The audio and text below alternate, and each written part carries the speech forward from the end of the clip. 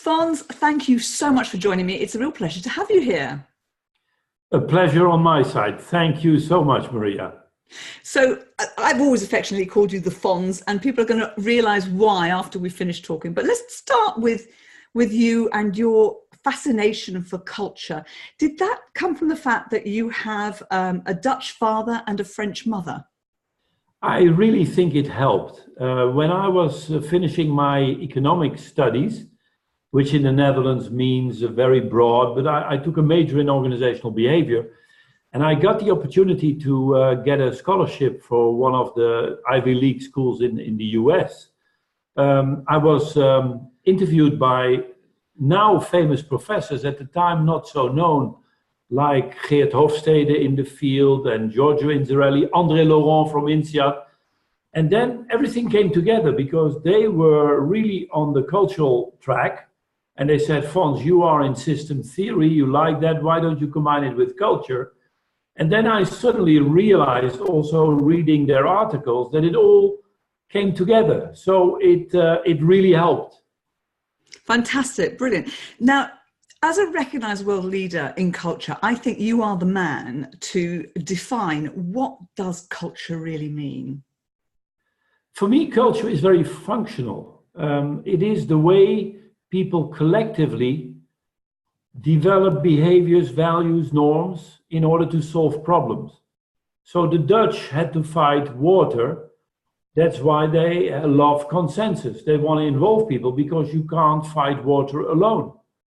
The Americans, at least within the US, have so much mobility from state to state and what have you, that they are very legalistic. In other words, what you trust is the abstract law rather than the personal relationship.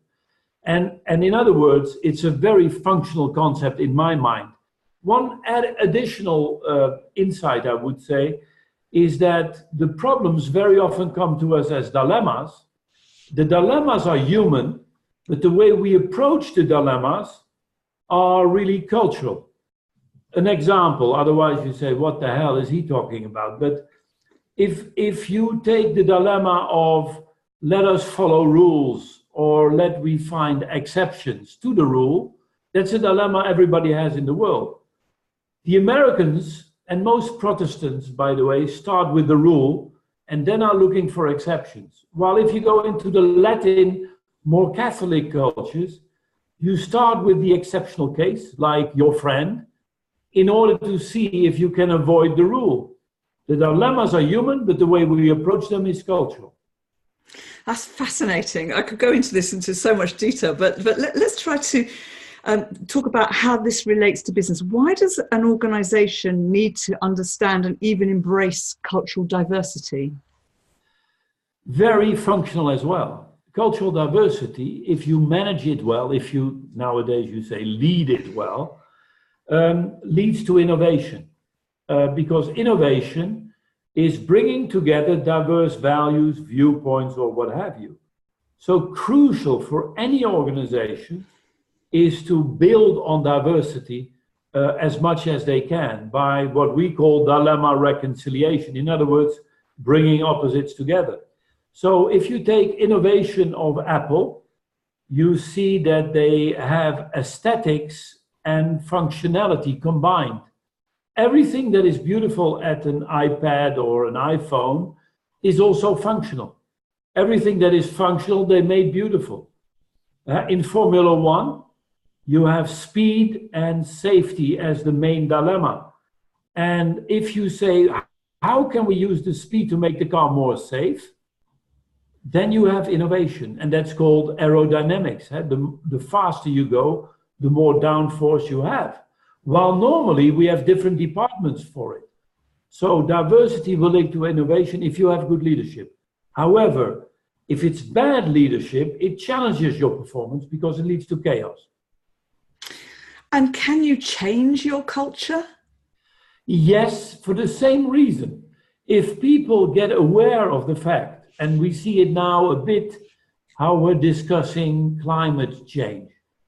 If they see, hey, this is threatening our survival, they can change very quickly. It's a bit like crisis management, and you adapt different behaviors, norms, values very quickly. If there is no crisis, it's very difficult because we are in the old habit of solving problems we did in the past. Why change? Do you think that's different when we look at AI and digital? Do you think that's going to be forcing us to change cultures? Yeah, I am sure it does. But I was in a retail conference not long ago in London.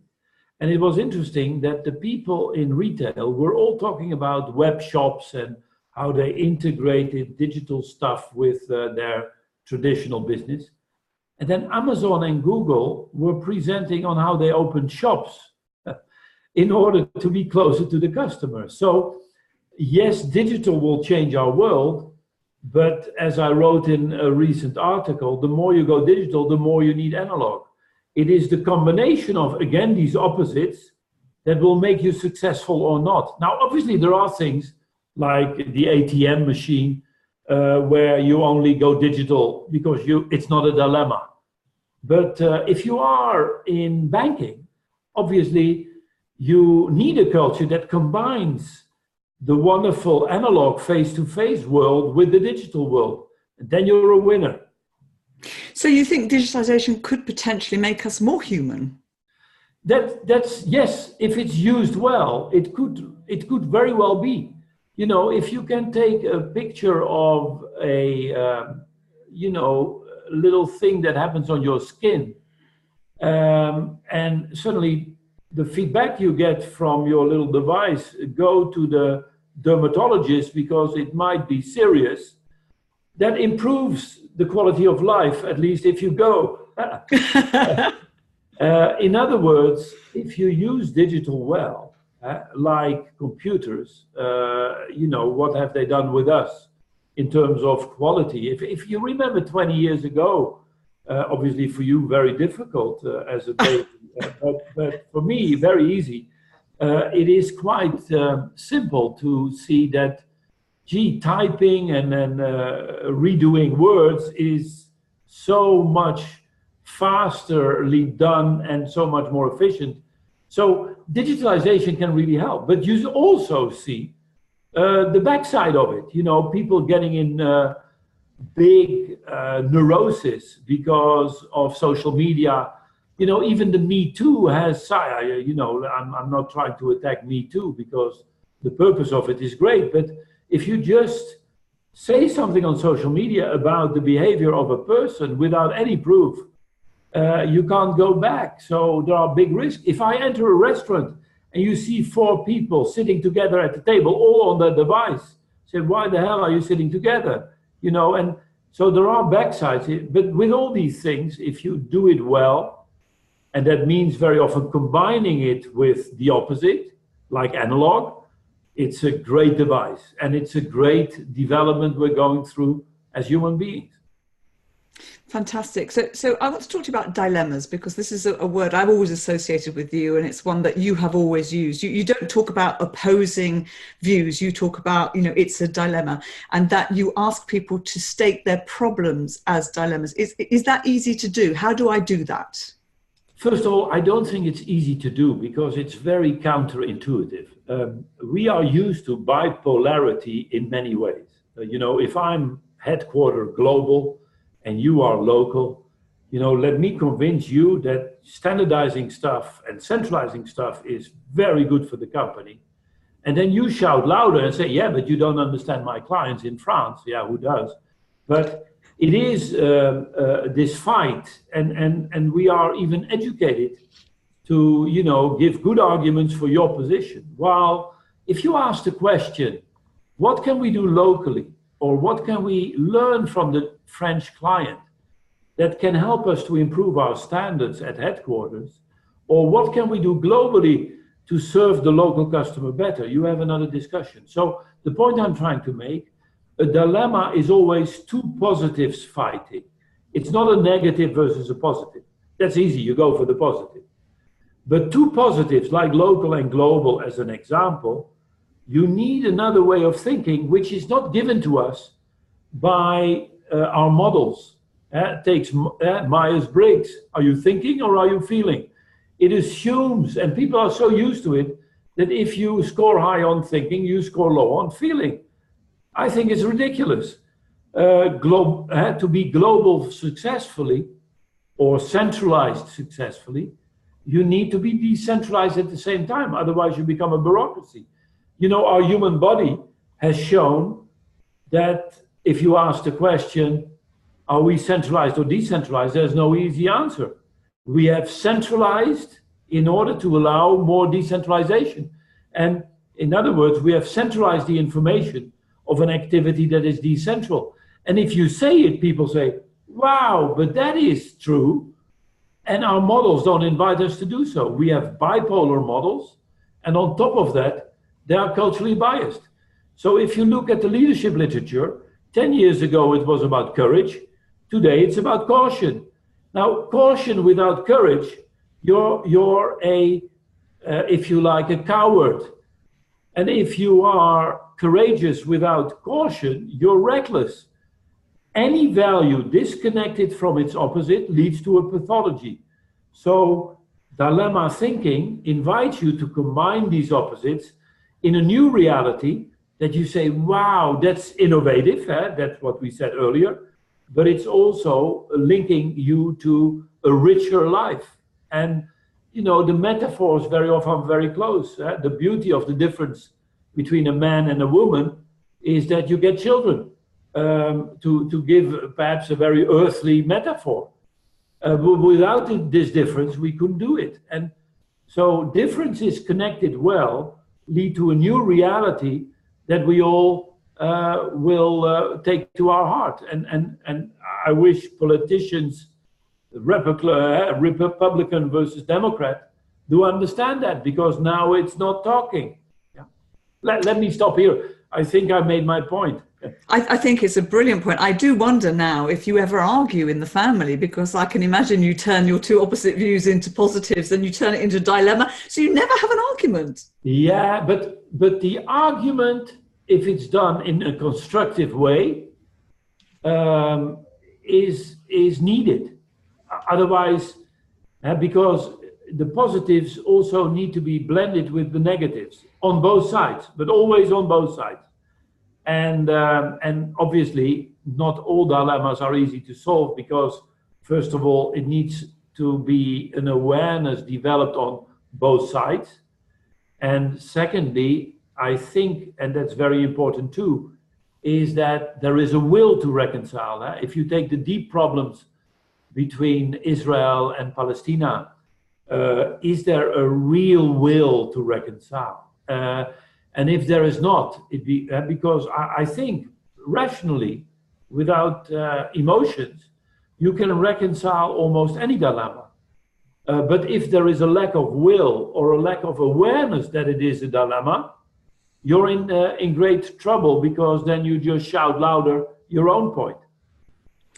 What do you see as the big dilemmas leaders are facing today, would you say? That's a great question, Maria. We have been looking at it in a variety of ways. We now have a database of 45,000 dilemmas, because before every workshop we ask people, what is your dilemma? And we explain what a dilemma is. We had PhD students that looked at the 45,000 and they came up with 24 families. And we said, but does that make sense? Then I looked at them more closely and I said, gee, many of these dilemmas are the competing demands of stakeholders. So if I give you a 2-minute overview of the history of management thinking and the dilemmas that have created, it started with scientific management, which is all about efficiency, effectiveness. And it was almost stopped by its own exaggeration. And suddenly in the 1930s, the human relations school came by the Hawthorne experiment. It was Maslow, McGregor, all the theories about motivation. And then it killed itself by exaggeration. They said, this is all internal stuff. We have to go to the client. So in the 60s, we got marketing and sales. And it killed itself because it said, yeah, but what about the shareholder? And about 10 years ago, that killed itself. Shareholder value. I remember I wrote an article with the title Shareholder Value, the value created for people who never share. And now suddenly it is society, you know. Now, to be honest, it will kill itself as well. Why? Because you need them all five. You need the efficiency of the organization. You need the client. You need the employee to be motivated. You need the shareholder, and you need society. But if you compare or if you relate all the five stakeholders with each other, you get 10 linking points. And those are the dilemmas between the stakeholders. Some examples: equal opportunity versus positive discrimination. Develop your people, be cost conscious. Global versus local. Short term versus long term, etc., etc. So we have developed 10 golden dilemmas, of which I just mentioned 4. And if you measure where organizations are on those 10 dilemmas, and you measure the competence of its leadership to reconcile them, and you look at corporate culture, the combination of those 3 measurements can predict the value of an organization. Now, one note on corporate culture. For me, corporate culture is the end result of competing values fighting, where one value, like short-term results, overshadows long-term vision. You're in deep shit. And we have 10 of those dilemmas that make up corporate culture. And we developed some apps that can quickly measure where you are on the competing demands. So it also shows in a very quick scan, is your organizational culture ready for dealing with the big business dilemmas that you are facing? So it's a long answer to your question. Yes, we know what the 10 golden dilemmas are. For example, digital and analog is another one. What we try to do is help organizations to show where these dilemmas come from. That's very often culture. And then give them methods in order to reconcile the opposites. Brilliant. It was a long but really, really interesting answer. I appreciate that. Thank you very much. You mentioned that before a workshop, and actually before speeches as well, you will often reach out to the audience and do something that not many speakers do. And I think it's fantastic, so that you personalize and really tailor. And you ask them to tell you, you actually are asking them, what are your dilemmas? Are you asking them for 1 dilemma, 2 dilemmas? How do you do this? What is the question that you ask? No, it's a very simple questionnaire. It's called a WebQ. Yeah, we measure more things, but on that element on dilemmas, we never say, what is your dilemma? People get very nervous about dilemmas. So we say, what is your biggest challenge at work? And then we categorize them in areas like internationalization, communication, leadership, or whatever. And it depends on the client's needs in the workshop or in the presentation. And then try to formulate the challenge as a dilemma, and we give examples, and we explain that a dilemma has on the one hand a positive and on the other hand a positive. And then people write down their dilemmas, but they first think of it as a problem, a challenge. So what keeps you awake at night very often is a dilemma, because if it's a problem, you just say, I need more money or more time. The problem with the dilemma is that money and time doesn't help. It's not enough. You need another mindset. So that's very simply what we do in the pre-work. And it's kind of almost a request, almost a condition, because, you know, you can do wonderful speeches on generic stuff, but you want to really focus on what is the challenge of that organization. Brilliant. And I know, because I've known you for years, that you have a great sense of humor, and you use a lot of humor in your speeches. And in fact, at one time, I know you did some workshops with the wonderful John Cleese. I mean, the two of you must have been laughing all the time. I'm surprised you got any work done. In your opinion, is there a place for humor in business? Yeah, you said if you even get work done. I mean, humor is very instrumental. By the way, John Cleese in his workshops was very serious, and I was trying to compensate a bit. John Cleese, and I've learned a lot from him on stage. His big dilemma, John Cleese said, is tortoise mind and hare brain. Now, he was talking about creativity, I was talking about diversity. And he said, we need more tortoise mind, reflective mind. We are all assertive and pushing. And he gave the example of Monty Python and Fish Called Wanda and what have you, Fawlty Towers. And he said, 6 weeks, the crew was there, the cameras were running, the actors were there, and there was no text. And he said, the only thing that helped me with that deadline is take vacation. And he said, during vacation, your brain keeps on working while you're not thinking about it. And after a week or two of vacation, it came out easily. I challenged him and I said, yeah, but without hare brain, there is nothing to reflect on. And that's how we came in contact. He said, yeah, it's a dilemma rather than more tortoise mind. It's the combination of both. Now, coming back to your question, what I learned from him is that humor is very instrumental in that process, because he says humor, from Arthur Koestler, by the way, which he quoted, humor is when two opposite logics both turn logical and it makes you laugh. So the example he gave is there were 3 or 4 prisoners playing cards. One was cheating, so they kicked him out of jail, right? Now, it's two logics that suddenly both turn logical and it makes you laugh. And think about any good joke. It's always suddenly the other logic becomes logical and it makes you laugh. And that's the essence of dilemma reconciliation. In other words, it's two logics that seem to be opposite. And when you reconcile it, you say, wow. And in a more neutral sense, it's called innovation. And in the humor sense, it makes you laugh. And that is something so in other words, humor is very instrumental in the work we do. Now, obviously, sometimes you have to explain this, because sometimes humor, there are two connotations with humor. He's trying to irritate me, which I never try to do, because including yourself, by the way, of which the English are pretty good at.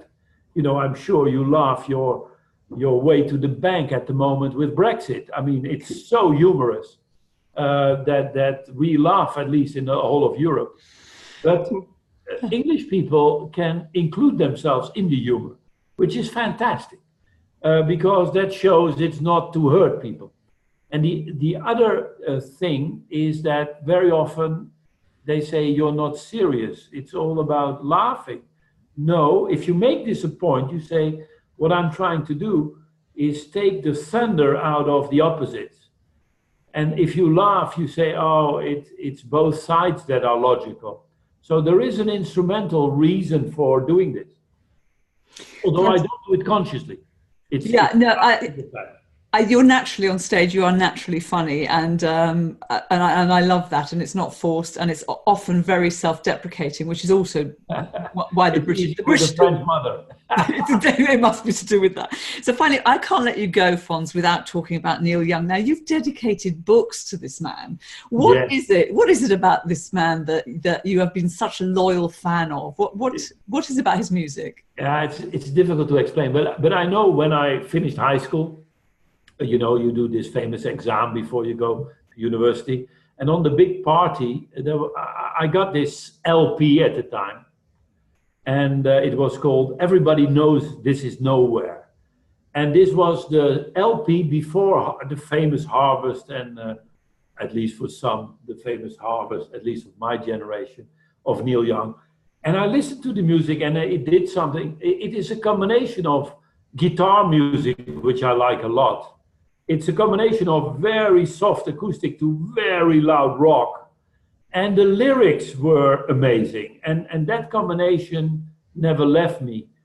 If I see him 1.5 years ago in Ziggo Dome in Amsterdam, at age 72, a concert of 4.5 hours with a young band, and everybody being excited, but 3 generations, then he is still alive. And what I love of him lately, he's very much engaged with society.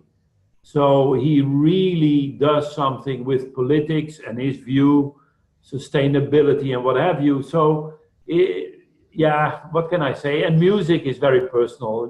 I just love, I get the vibes when I even listen to his recent tracks. Yeah, it's a lot of fun to listen. Well, Fons, I hope that he listens into this podcast. Thank you so much. You're very welcome. It was a pleasure. Thank you so much.